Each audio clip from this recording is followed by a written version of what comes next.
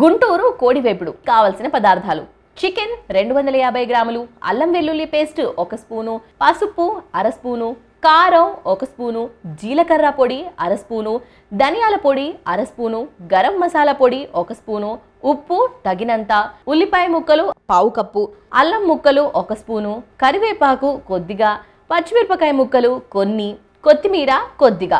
గుంటూరు కోడివేపుడు తయారు చేసుకునే విధానం: ముందుగా స్టవ్ వెలిగించి పాన్ పెట్టుకొని నూనె వేసి వేడి చేసుకోవాలి. నూనె వేడయ్యేలోపు ఒక బౌల్ తీసుకొని అందులో చికెన్ ముక్కలు, అల్లం వెల్లుల్లి పేస్ట్, కొద్దిగా ఉప్పు వేసి కలుపుకొని వేడైన నూనెలో వేసి కలిపి కాసేపు మూత పెట్టి 2 నిమిషాలు వేయించుకోవాలి. చికెన్ వేగాక అల్లం ముక్కలు, పచ్చిమిరపకాయ ముక్కలు, ఉల్లిపాయ ముక్కలు, అలాగే పసుపు, కారం, ధనియాల పొడి, జీలకర్ర పొడి, గరం మసాలా పొడి వేసి బాగా మిక్స్ చేసుకోవాలి. తర్వాత కరివేపాకు, కొత్తిమీర వేసి మరికొద్దిగా ఉప్పు వేసి కలిపి మూత పెట్టి చిన్న మంట మీద మసాలాలు బాగా పట్టేలా కాసేపు ఉడికించుకోవాలి.